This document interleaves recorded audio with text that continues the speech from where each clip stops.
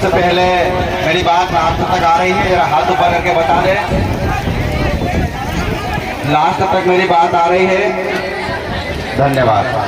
तो साथियों, सबसे पहले तो मैं कार्यक्रम को आयोजन करने वाली टीम को बहुत बहुत धन्यवाद और आभार व्यक्त करता हूं। उसके बाद यहाँ आप सब लोग जो अपना कीमती समय निकाल कर यहाँ पर सुन रहे हैं, यहाँ पर खड़े हैं, उसके लिए आप जोरदार अपने खुद के लिए एक बार तालियां बजा दें। साथियों, मैं खुद के लिए क्यों कह रहा हूँ, क्योंकि हमने सदियों से हमारे बाप दादाओं ने कहीं कांग्रेस भाजपा के कार्यक्रम में गए और तालियां बजाए, और जो हमारे बीच एक फुटकर जो बैठा है ना, ऐसे फुटकर की तरह हम लोग रख दिया। तो आज ये आपका अपना कार्यक्रम है, तो आपके अपने कार्यक्रम में कम से कम बार बार एक संचालन टीम बोल रही है, शांति बनाए रखे, शांति बनाए रखे। तो शांति बनाए रखो, आप सुनो। साथियों, आप लोगों के पैरों तले की जमीन खिसक जाएगी कि ये कार्यक्रम क्यों आयोजन किया जाना चाहिए और ये कार्यक्रमों का क्या महत्व होना चाहिए। आज हमारे साथ में बहुत गंभीर समस्याएं हैं, इतनी समस्याएं हैं जिसका कोई हिसाब लगाना मुश्किल ही नहीं है। लेकिन इतनी समस्याएं होने के बाद भी हम और आप सिर्फ डीजे पर नाचना और यहाँ गाना चल रहा, सभी के हाथ में मोबाइल निकलना, ये साबित करता है कि आज तक आप लोग नहीं सुधरे। आपके पास से जमीनें छीनी जा रही है, आपके बच्चों को रोजगार नहीं मिल रहा है, आपके बच्चों को आपकी माता और बहनों के साथ में शोषण होता है। हमारे घर में आज भी हमारी माता बहन घर से दिन भर काम करती, उसके बाद चूल्हा जला, उसके बाद उसके घर में रोटी बनती है, ये स्थिति है। और आज भी हम लोग डीजे पर नाचने के लिए सिर्फ इकट्ठा होना चाहते हैं, एक फुटकर को देखने के लिए हम लोग इकट्ठा होना चाहते हैं, और एक बेचारी की हमारे पास भूख नहीं है इतने समय के बाद भी, तो हम लोगों को तो मर जाना ही चाहिए। मुझे शर्म आती है कहते हुए कि टंट्या मामा ने, बिरसा मुंडा ने क्या ऐसे समाज की कल्पना की थी क्या कि डीजे बजेगा हम नाचेंगे? हम तुमको बार बार कहना पड़ता है तुम शांति से बैठ जाओगे।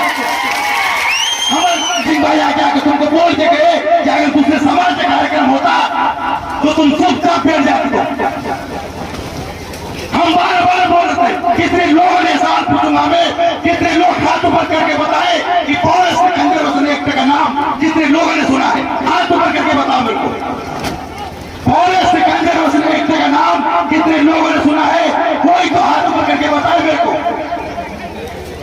हमारे पास जमीनें नहीं बचने वाली है, जिस जमीन को हमारे बाप दादा ने पेट पे बोतलें बांधकर जिस जमीन को रखा है, उस जमीन को बचा है, तो आज कम से कम तुम्हारे पास खाने के लिए 2 वक्त की रोटी, कम से कम तुमको रोजगार नहीं मिलता है, तो तुम्हारे पास खेत में इतना पक जाता है तो तुम्हारे बाल बच्चे कम से उस जमीन में पहुंचा जाता है, वो जमीन पे तुमसे छीनने वाले।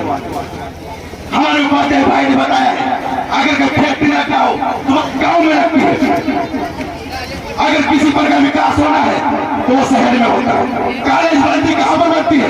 शहर में बनती है। इंजीनियर कॉलेज कहाँ बनती है? शहर में बनती है। स्कूलें कहाँ खुलती है? शहर में बनती है। लेकिन जमीनें किसकी छीन जाती है? आदिवासी।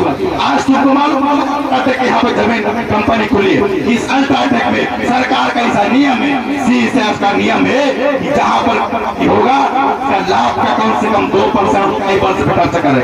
मुझे बताओ, कम से कम इसका टर्नओवर हजारों करोड़ रुपए का है, साल भर कम से कम 200 करोड़ रुपए तुम्हारे ऊपर खर्च करना पड़ता है। मुझे आप बताओ, तुम्हारे ऊपर कितने लोगों के पास अल्ट्राटेक कंपनी तुमको अच्छा हॉस्पिटल दिया है, कितने लोगों के पास में अच्छी व्यवस्थाएं करी है, कितनी स्कूलें खोली?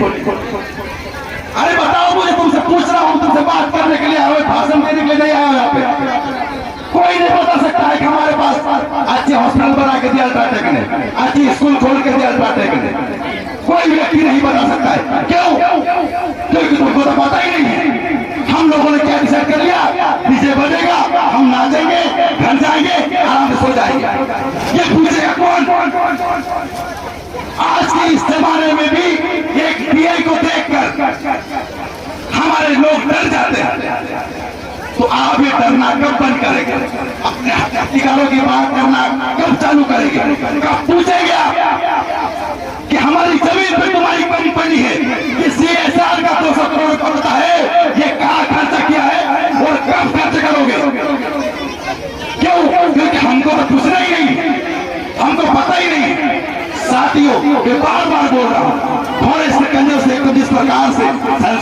दिया गया है हमारे पास से हमारी जमीन छीने जाएगी, और वही हमारे पास एक आगे का रास्ता है।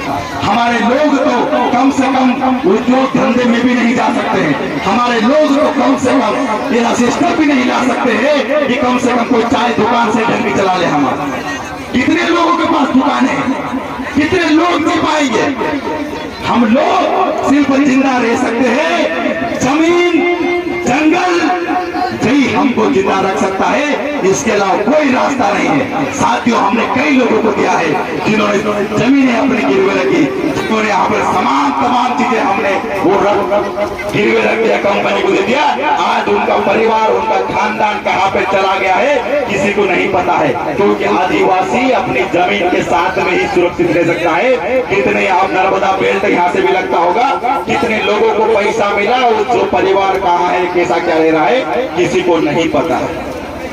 क्यों? क्योंकि इस जमीन के साथ ही हम जिंदा रहते। ये मुद्दों पे हमको बात करना पड़ेगा। फिर सबसे पहले क्यों ये बोला था कि आप लोग यहाँ पर इकट्ठे हुए, एक क्यों आप लोग सुनना चाहिए, क्यों आप लोग जागृत होना चाहिए, क्यों हमारे लोगों को पढ़ाना चाहिए, क्यों हमारे बच्चों को पढ़ाना चाहिए, ताकि हम हमारे हक अधिकारों को जाने। हमारे बिरसा मुंडा, हमारे टंटे मन जिनकी आज मूर्ति स्थापना हुई है, बिरसा मुंडा, उन्होंने कितना संघर्ष किया है, तो आज कम से कम हमारे पास जमीनें बची हुई है, हमारे पास शरीर पे कम से कम शरीर पे पुतले हैं, कपड़े तो है, कम से कम ये आंदोलन तो कर सकते हैं देश के